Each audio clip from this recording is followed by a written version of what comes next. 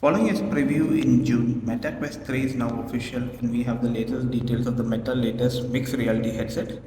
Quest 3 is similar to its predecessor, features an updated 2800 into 2064 pixel display with a 90Hz refresh rate and a 120Hz experimental mode.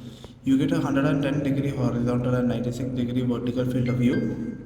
The headset is equipped with pancake lens design, offering a 40% slimmer optical profile compared to Quest 2. It weighs 515 grams, which is more than the Quest 2. While Quest 3 can function independently, you can also connect it to PC via the Quest Link cable or wirelessly via AirLink. You get double the graphic processing power of the Quest 2 thanks to Qualcomm's brand new Snapdragon XR2 Gen 2 chipset with 8 GB RAM.